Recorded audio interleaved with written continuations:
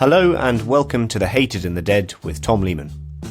This week, The Hated and the Dead focuses again on southeastern Europe, but this time, and for the first time, we will be looking at a country that no longer exists.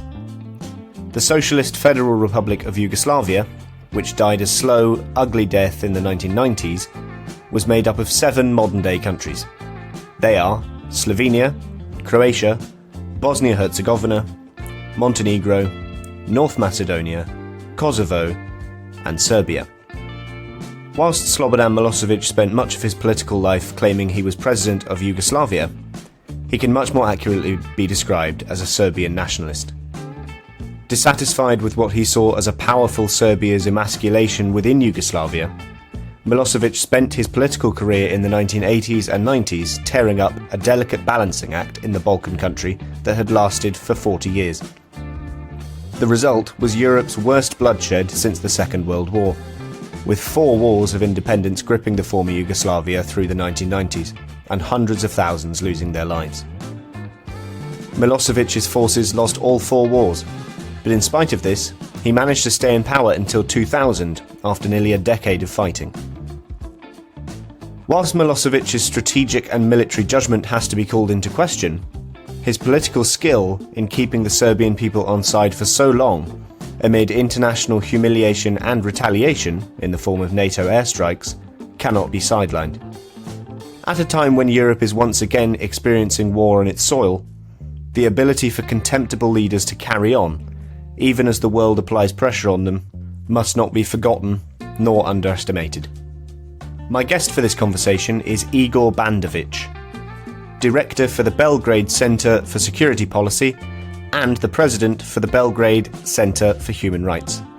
We discuss the shaky history of Yugoslavia, the rise of Serbian nationalism inside a country supposed to contain it, and the effectiveness of Western involvement in a part of the world where NATO troops have now been stationed for over 20 years. Ladies and gentlemen, it's time to introduce Slobodan Milosevic.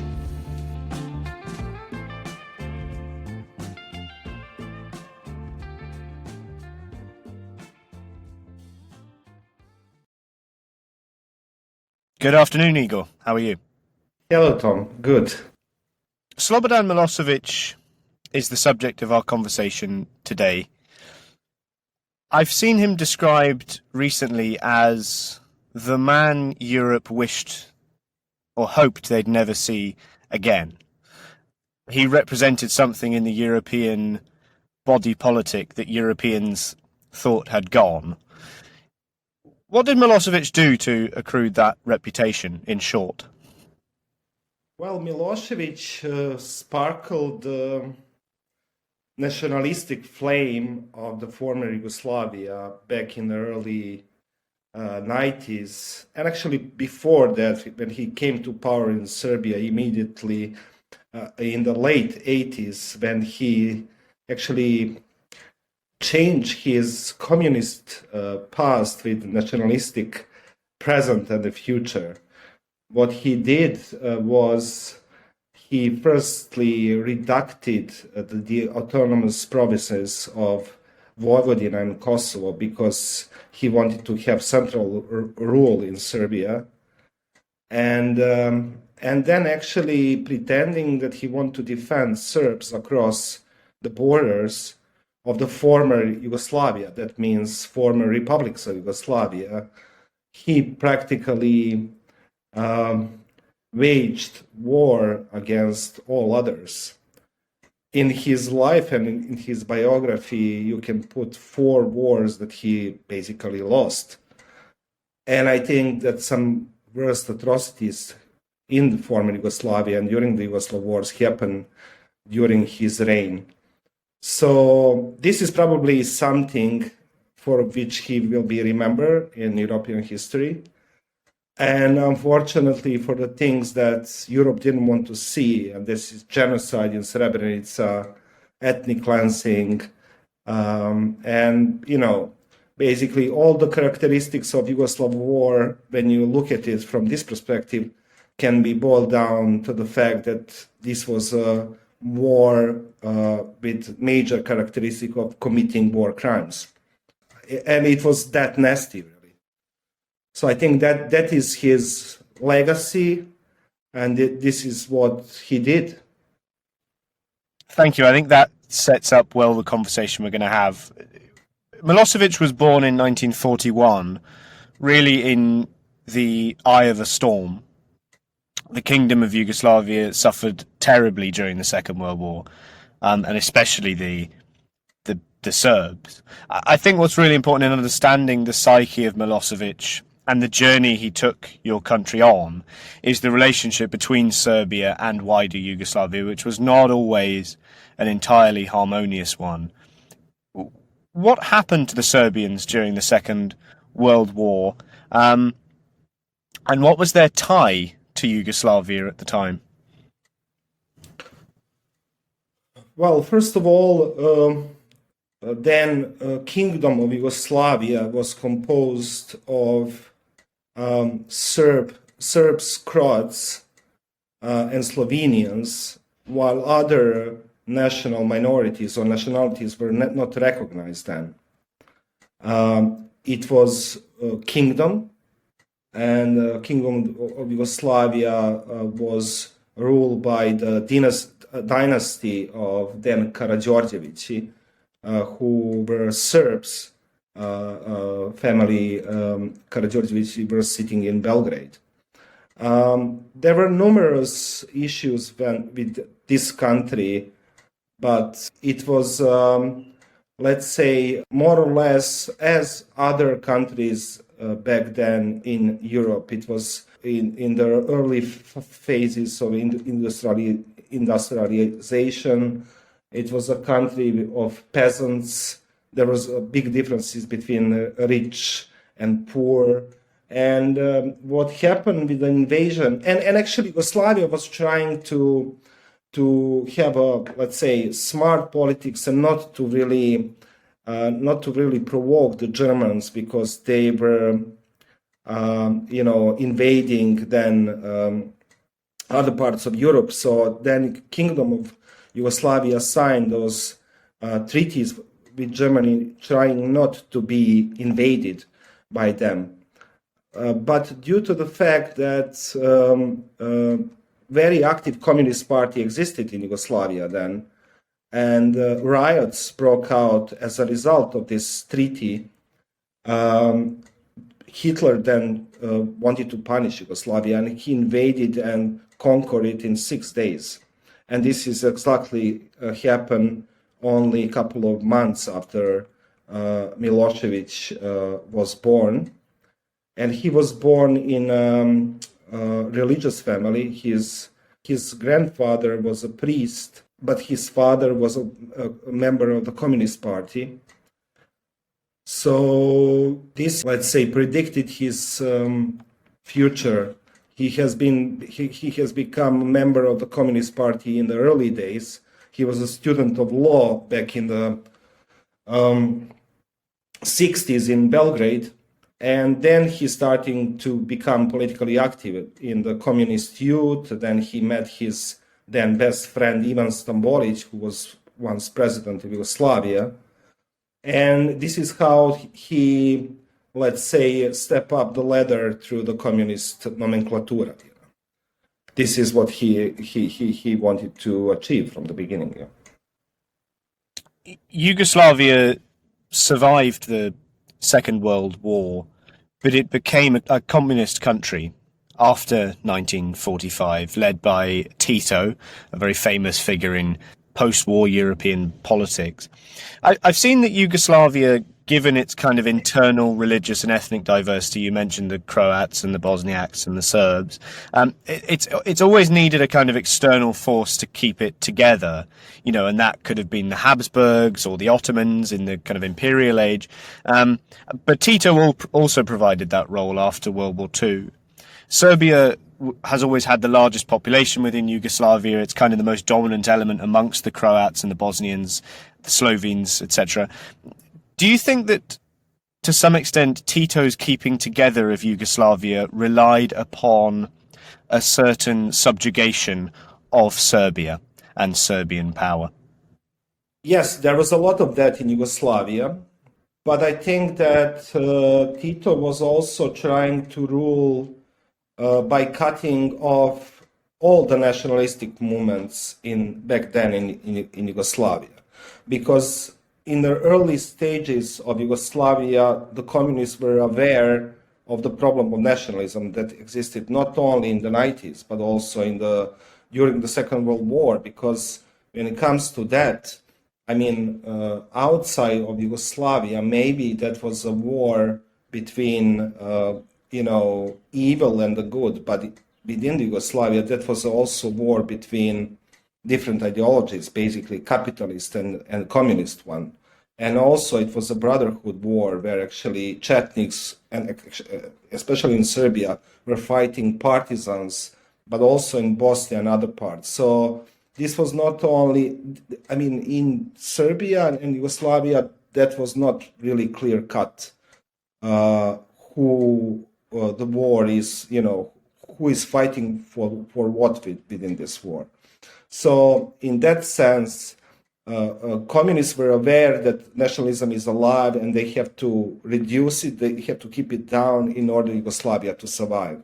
And Tito somehow managed not to really open up that Aladdin, and he managed. I mean, Yugoslavia existed post-Second World War, Yugoslavia existed for 40 years, and he managed to find the balance, especially having in mind that he also had a relatively successful, autonomous, independent, unaligned politics, But when he died, I think this nationalistic wave then was revived, and then no one was there to stop it.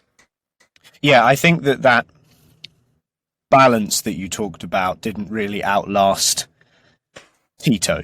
I think that's the consensus. And it seems that Milosevic's career was really based on kind of tearing up that balance. I think he was the orchestrator of ending that equilibrium, that kind of uncomfortable equilibrium, though it might have been. I've read that one of the most important speeches in launching Milosevic as a politician was one he gave in 1987 in Kosovo. Can you explain a little bit about that speech?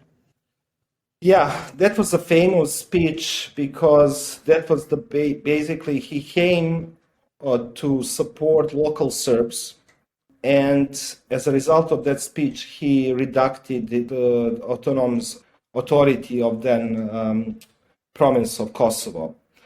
He came on the basis that Serbs are, let's say, threatened there. They are victims of the then Albanian majority, and he gathered them on this famous place which is called Kosovo Polje, which is also a symbol and a place where famous Kosovo battle took place in 1389, where actually Serbian knights were fighting on Ottoman Empire. So it has a very deep and symbolic meaning to Serbs. And he came there and he said something which is important. First of all, he said, no one dares to beat you, meaning Serbs will be protected against, let's say, police harassment. And secondly, he said that the war and the battles we will try to avoid, but we will not escape them if they are necessary. And I mean, all of a sudden, this was a kind of a proclamation of the war in Yugoslavia, because mentioning only that, I think, for other republics and other peoples in Yugoslavia was dangerous thing, especially in the moment when practically all federal institutions of Yugoslavia were collapsing. And this is how it started, really. And for him, this is how it ended. Yes, and I suppose making that speech in, of all places, the site of the most famous battle in Serbian history in Kosovo was obviously a kind of indication of what his intentions were to some extent. I mean, he was basically speaking now as a politician for Serbians rather than Yugoslavians, right? Exactly. He was reacting against the kind of Serbia light Tito arrangement. Yes, he was. He was trying to really occupy the political space with a new ideology, and that was nationalistic ideology.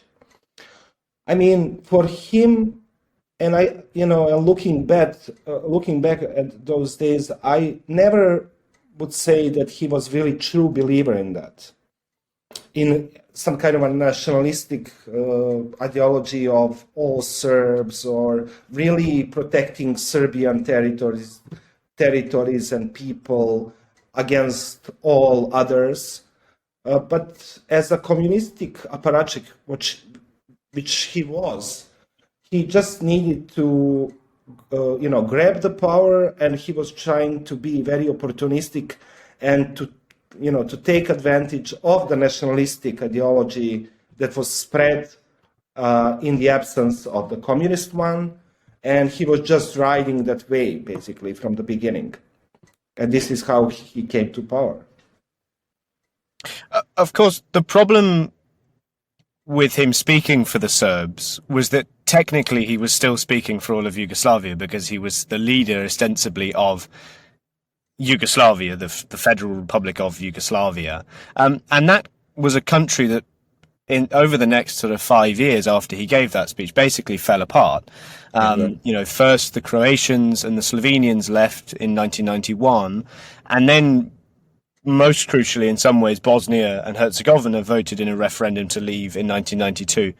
Why was Bosnia's secession so problematic for Serbia and for Serbians compared to Slovenia and Croatia?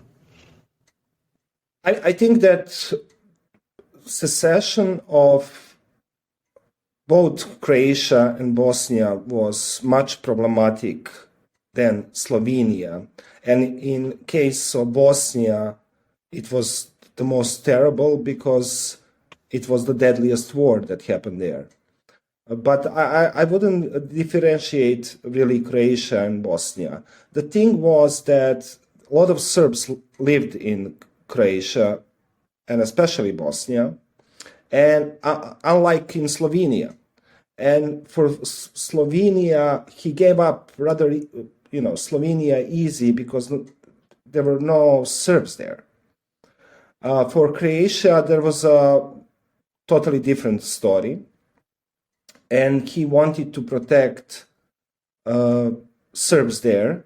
And while I'm saying this protect, I think this is a really false premise, because what he was trying to really fight for, it was the territory of Yugoslavia, not really people. He never really cared about people.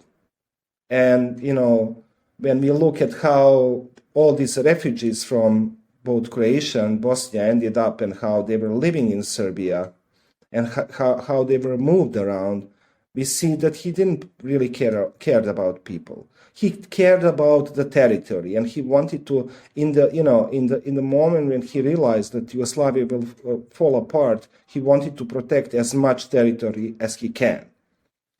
And this is why he came up in Croatia and then also in Bosnia, been setting up these artificial Serb territories, where actually he was arming Serbian paramilitaries, Serbian minorities, Serbian people who lived there, and in a way, very much like what Putin is doing in Donetsk area in Ukraine now, arming them and trying to protect the territory, claiming that's Russian, or claiming, in Milosevic's case, claiming that's Serbian. In Bosnia, because Serbs were quite large population, and they had, I think, most of the arms left out of the Yugoslav People's Army, the fighting was the most fierce and the atrocities were the worst, and the death toll was the biggest of all wars in former Yugoslavia. So this idea of Serbian nationalism, Serbian chauvinism, you think was just a ploy, really? He saw, valuable land slipping away and he wanted to keep hold of it. Yes, I mean, there was always underlying factor of Serbian nationalism, which is not to be downplayed. And there were a lot of nationalists around him who were, fulfilling their nationalistic dreams. But for him himself, and just looking retrospectively on that, he was not really in that way, defender of Serbian national interest. Or he was a really lousy one because Serbia lost, thanks to him, everything that it had. The war in Bosnia attracted the attention of the Western powers. What did the Serbs do in Bosnia? What did Milosevic order in Bosnia to kind of attract the ire of the West, and particularly in the end, NATO and the US? Milosevic had two allies in Bosnia who were, on one hand, political leader of Bosnian Serbs, Radovan Karadzic, and on the other hand, Army General Ratko Mladic. And he was really running the Bosnia with them as allies, as partners in that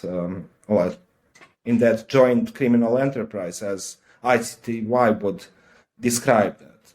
The fact that Bosnia was a place where the most war atrocities happened attracted the international community. We had first time after 50 years in Europe concentration camps. We have separation of people based on the ethnicity, based on the religion. They were separated, divided, men from the women. Massive rapes of the women who belong to different religion and nationality was a common thing in the Bosnian War. I don't know, when I'm thinking about that, I don't know whether, this happened because Serbs were armed to the teeth or just they were instructed to do that.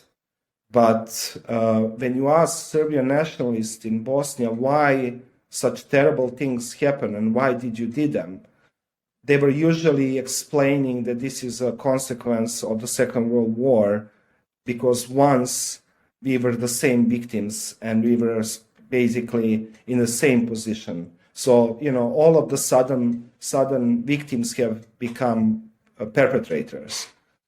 So, yes, but these pictures really of concentration camps, of people who are looking as people in Auschwitz would look like, attracted the international community and especially US, and they thought, because EU was, I would say, then really weak organization. It was just consolidating in terms of its foreign and security policy.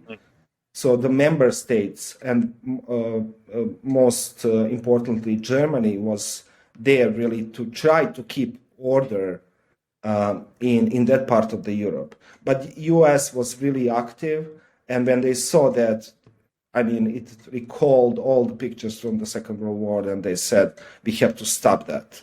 And we have to stop these things happening in the heart of the Europe, basically. And this is how he started losing credibility, because at the beginning, he had some sympathies in the West, because when he was talking to his interlocutors from the West, he was saying that he wants to preserve Yugoslavia.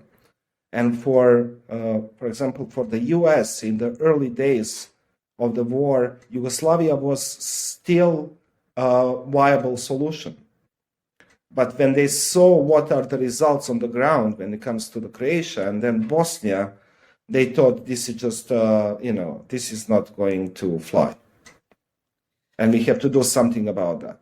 And then, all of a sudden, in 1995, Srebrenica massacre, genocide happened, and that was it. That was the end of the story. Yes, the Bosnian War ended with the Dayton Agreement, which was negotiated by the Clinton administration of the United States, specifically Richard Holbrooke, and it led, ultimately to the independence of Bosnia and a kind of shaky peace in that country.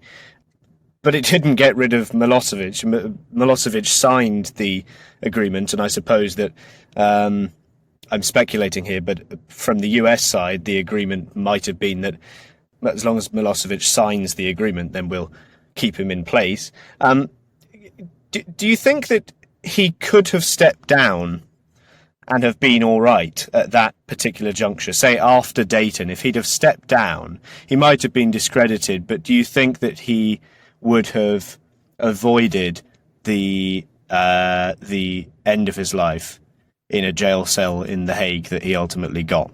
Looking back, was this a kind of point at which he had options? I think after Dayton Agreement, he could have get away with everything, but unfortunately, he was then 5 years in power, and he, as most of the power politicians, he liked that. Especially after Dayton Agreement, there was some positive tones coming from the West. I recall that Richard Holbrooke, the late Richard Holbrooke, called him, he's the guarantor of the peace and stability of the Balkans for Milosevic. So I think that he liked that, and he liked to be important figure. I mean, all his life he wanted to do that, to make peace or to wage war. For him, that was important role to play. So he couldn't do that, probably because immediately after he was faced with a relatively decent opposition movement, which grew in Serbia as he was really focusing more on what's happening in Croatia and Bosnia than really what's happening in domestic politics in Serbia.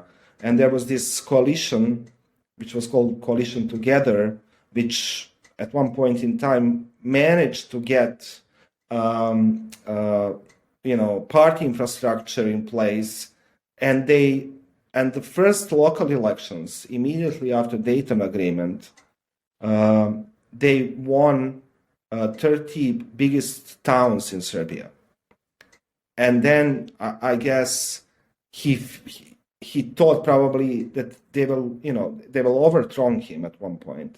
So instead of recognizing the elections, he basically falsified them.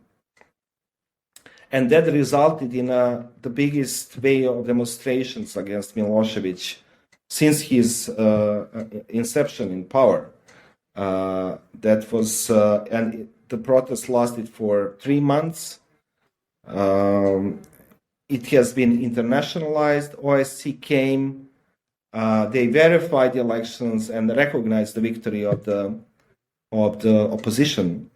And this is the first time that the opposition got into power in Milosevic Serbia, which then resulted in win that happened 3 years after in 2000. So this was 1996-7, right? 1996-7, yes. Yeah. I mean, you were sort of, 1920 at this point, Igor? I was 19. I looked up your age before we started, so I didn't just guess. Yeah. I was freshman in Belgrade. I was on the first year of the Faculty of Law then. Okay. I mean, I wanted to ask, because obviously Milosevic had lost 3 wars by this stage. Yugoslavia had lost Slovenia, Croatia, and now Bosnia. What was it like living in Serbia at that time? I mean, did it feel like this was a country that was falling apart, from your point of view? Well, I think that living then in Serbia was kind of living in a war which you don't see, but it's happening. You see all the consequences of the war. You see people marching in the uniforms, coming from the battlefields in Bosnia every weekend, getting drunk in towns in Serbia and shooting their Kalashnikovs when they get drunk. There was a lot of chaos, and important thing is that since 1992, Serbia was under tough sanctions of the UN. So basically, there was no, let's say, gasoline, there was no oil, and poverty was huge. And probably the most important thing for my generation then, that we couldn't travel. We were not allowed to travel. I mean, this turned out to be a positive thing, because by preventing youth to travel, you create a huge mass of people who are really unsatisfied with the situation in the country. I think that helped topple Milosevic in the end, because, I mean, unlike today, when we have, I will not call it similar, but again, very autocratic leader in power in Serbia, our youth are leaving the country. I mean, even then, there were a lot of people who are leaving, but most of them were staying and really resisting this because they were not allowed to travel. On the other side, I think we were not really.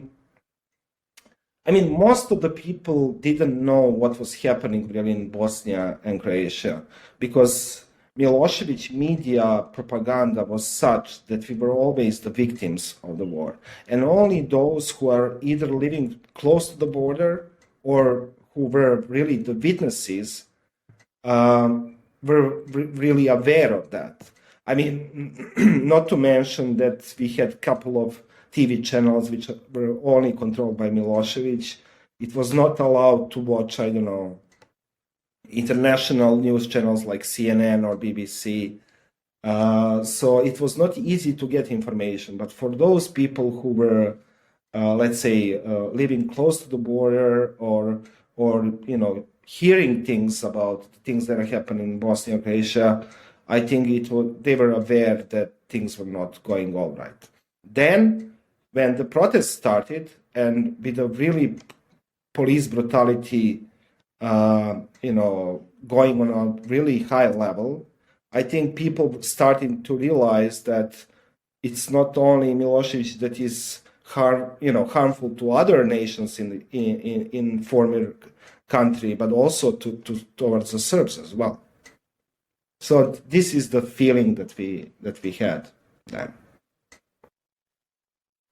In some ways, the speech that Milosevic gave, if you look back at the speech that he gave in 1987 about Kosovo, it kind of foreshadowed the end of his quest to keep Yugoslavia together, because his final quest was a war in Kosovo. That was the fourth war that he fought. And I suppose in some ways it kind of raised the stakes for him, Kosovo, because Kosovo had been part of Serbia. Do you think that was the case? Do you think that this was a more important psychological war for him? It was very important that somehow, when you look at the circle of the violence that broke out in Yugoslavia, somehow the war came home in that way, because the war was happening in the territory of then Serbia, excuse me. And it was the first time that actually Serbian citizens were witnessing the war, as it was not happening outside of Serbia. I think this was a long time coming, because the first incidents actually on the eve of or the beginning of the solution in Yugoslavia started in Kosovo. So it was only a matter of time where actually incidents will spread, and Milosevic was using this type of crisis and incidents really to rule more efficiently and, in case of Kosovo, more ruthlessly. So I think for the most people, this was the first time that they're witnessing war, because apart from the war in Kosovo, what we had is the NATO bombing of whole Federal Republic of Yugoslavia. That means today's Serbia and Montenegro. But also emotionally, Kosovo was, I think, much important for majority of the people in Serbia because of the whole myth about Kosovo that existed in Serbia, and yes, this was the, in a way, let's say, landscape of that war. Yes, getting back to this sort of 1389 battle that's become such a big part of Serbian nation building. Also, I mean, in the end, obviously, this was when the sort of Western powers really lost patience with Slobodan Milosevic, and they, as you said, they consistently bombed Serbia through 99, and in the end, they obviously occupied Kosovo, and now there are barely any Serbians left in Kosovo, and this was ultimately the end of Milosevic, this final humiliation, which was his ousting in 2000. Yes, I mean, first of all, many Serbs left Kosovo. There are still some of them who remain. It is around 100,000 people out of 2 million Kosovo Albanians who are living there. The peace was signed, and then military agreement was signed, which actually declared and asked for Serbian authorities, especially military and police, to withdraw from Kosovo. NATO forces, nicknamed KFOR, came and they occupied, and they're still there. So yes, for Milosevic, that was the end of the war games in the Balkans. He retreated in Belgrade. He declared victory over NATO on the 12th of June 1999, and that he managed to protect the vital interests of Serbia, which was totally not true, having in mind that basically, effectively as of that, Serbian army and police were not controlling that part of the territory. And he has become even more ruthless towards the, open to intellectuals in Serbia, to critical opposition, to civil society then, and he was in a way cornered as of 1999, while the international community was starting to look for the political alternatives. And they started basically talking with the opposition parties, pro-democratic opposition parties.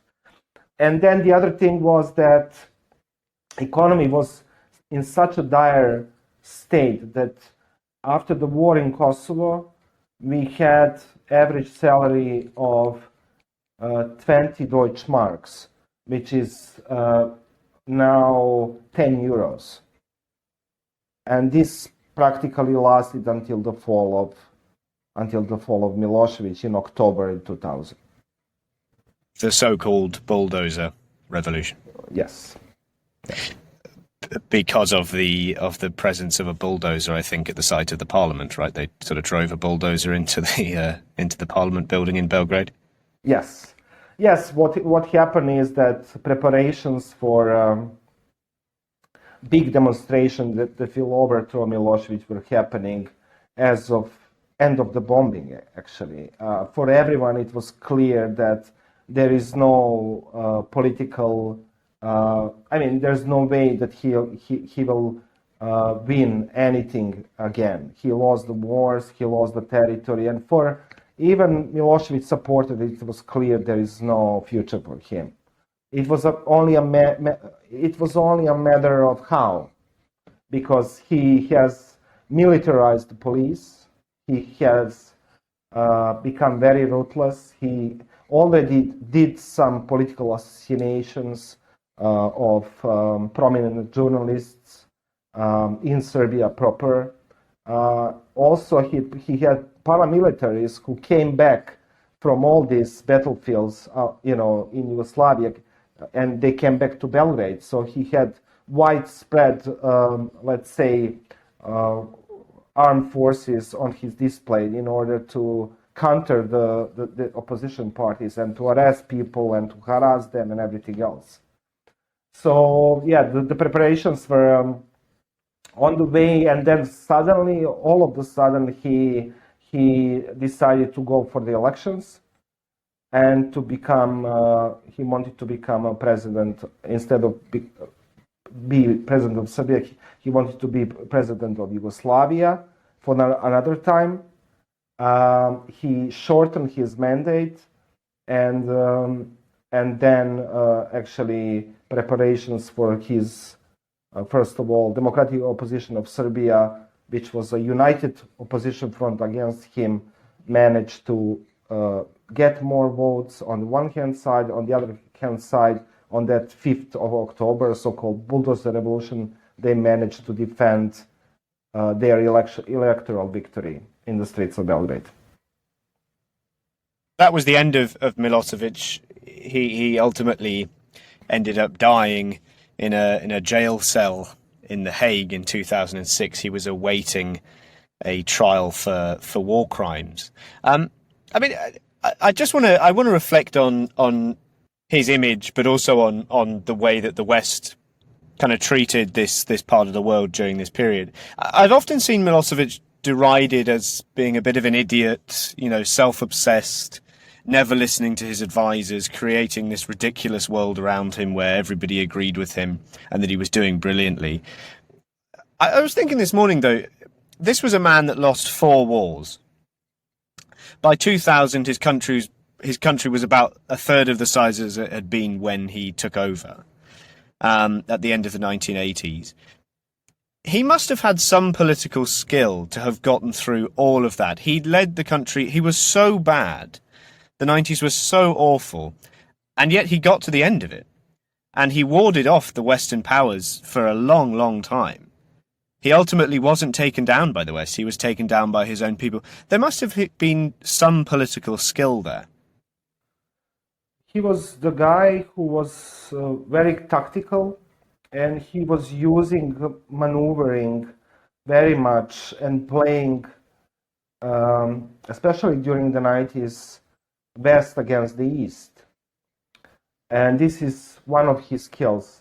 Secondly, he knew very well when to stop and when to withdraw. He knew what were his red lines until the very end. And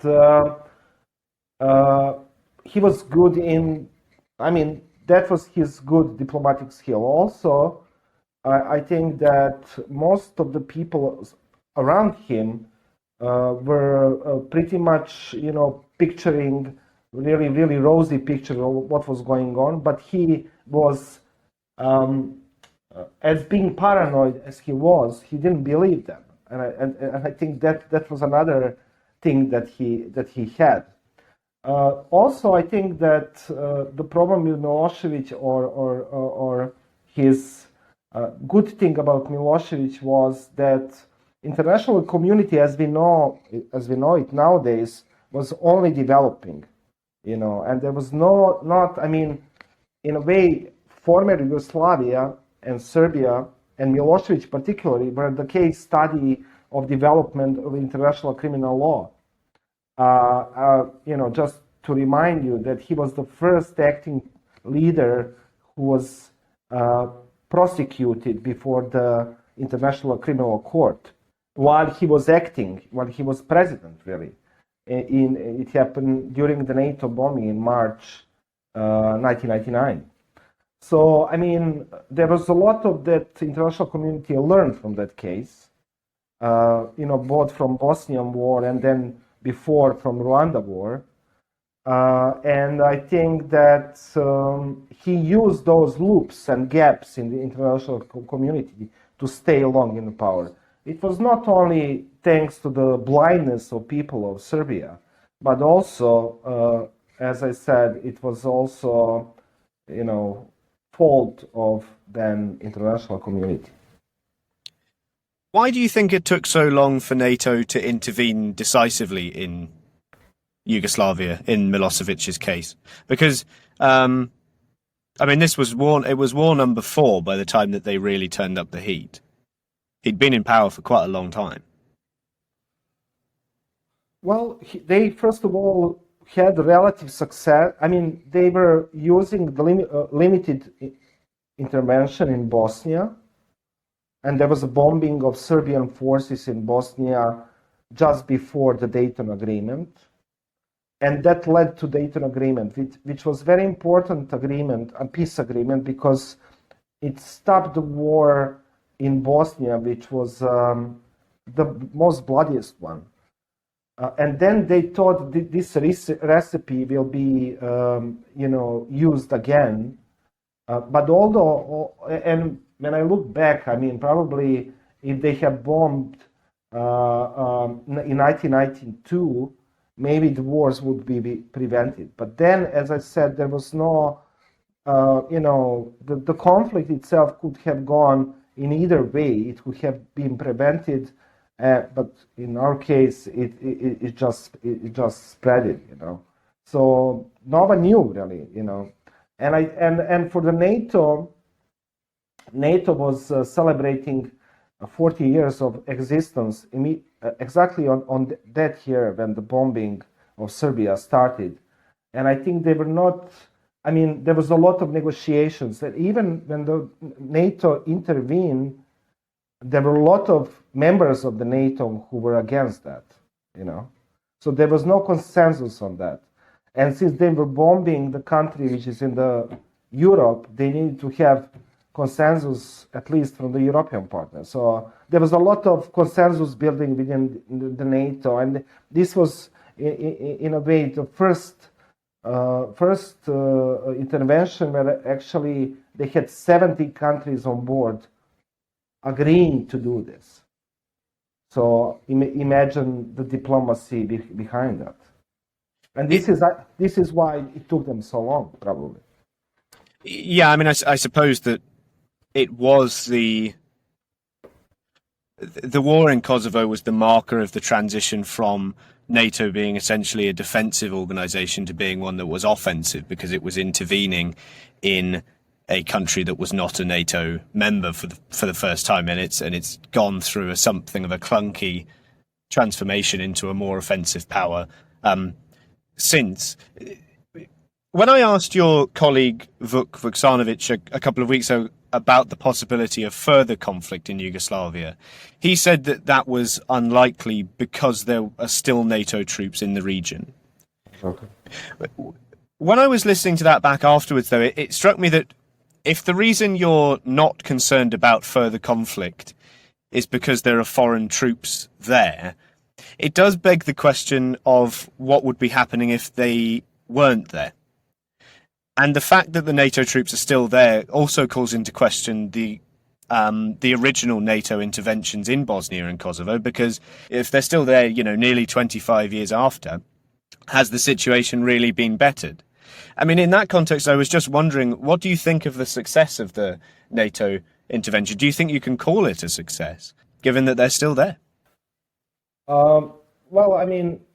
Probably you will have totally different answers if you ask different people from this part of the region whether it was a success or not. Especially, if you take into account totally different position of Serbs and Albanians. For Albanians, it was a huge success because not much after that, in 2008, they declared that Kosovo is an independent country.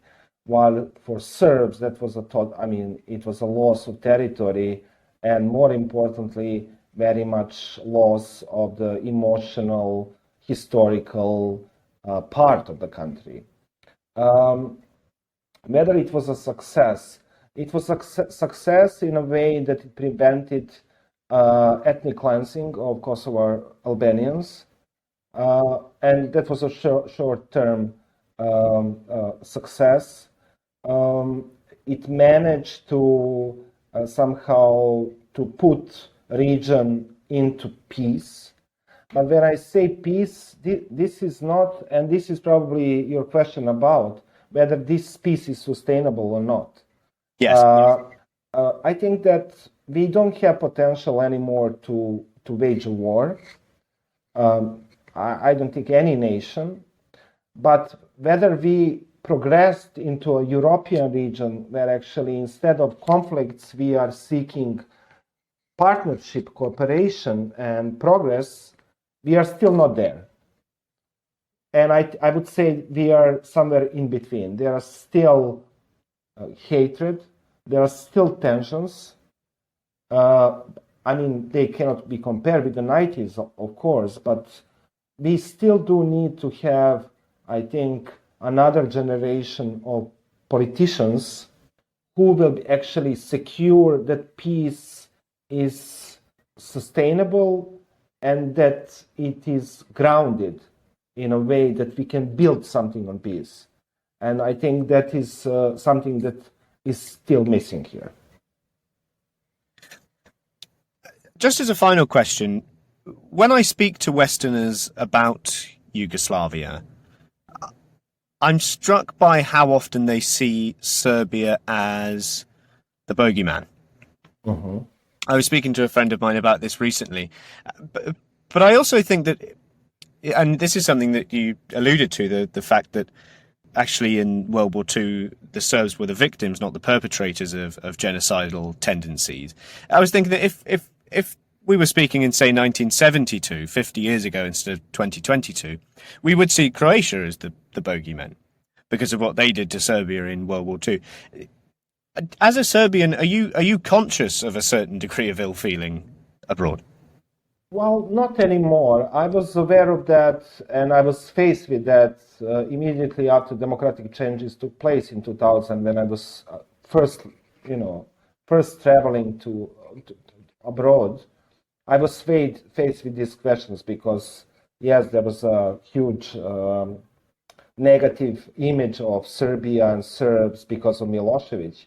And, if I was asked, I remember in 2001 when I was in US, when I said I'm from Serbia, people didn't know what is the name of that country. And the guy was, is it Slovakia? No, I said, it's Serbia. Oh, I know, that's Slobodan Milosevic. So, his really, his connection with Serbia was Slobodan Milosevic, which is the guy I hated the most, at the time. So, yes, I was aware of that, but I think that no longer exists. Although, I have to say that for all diplomatic internationals who were working in Serbia in the 90s, this is still the case. And they have still this type of black or white and good guys, bad guys worldview. And this goes especially with the people who saw some, really, really bad things happening in this region. But I think things are changing. So, yeah. And I think image is improving thanks to other people, who are famous Serbs. And do you see it as your job at the Belgrade Security Centre to kind of continue that, to rehabilitate Serbia's image to some extent? Well, we are not really trying to do that. I think that's the job of this country and the job of the Ministry of Foreign Affairs. But if I would be in their position, I would never make a rosy picture of the things or deny things that happening, because these things were happening under the regime of Slobodan Milosevic, Many people truly supported it, but many people didn't. Serbia was famous for these things, but Serbia was also famous for the first anti-war movement back in Yugoslavia. The first protest that happened in Yugoslavia against bombing of Dubrovnik happened in Belgrade. The biggest number of individuals who were fighting war and violence happened in Serbia. So, it was even then that it proved to have democratic capacities. So, you don't need to brag about Serbia being, and, just picture the better image. You can tell the truth, and people will choose on their own whether they will like it or not. Igor, thank you. I really enjoyed that. Is there anything you want to direct people towards, people that are listening? If people want to find out more about the work you do, where can they go? They can go to our website. It's www.bezbednost.org. We are working on foreign security policy of Serbia and the region. There are a lot of useful information.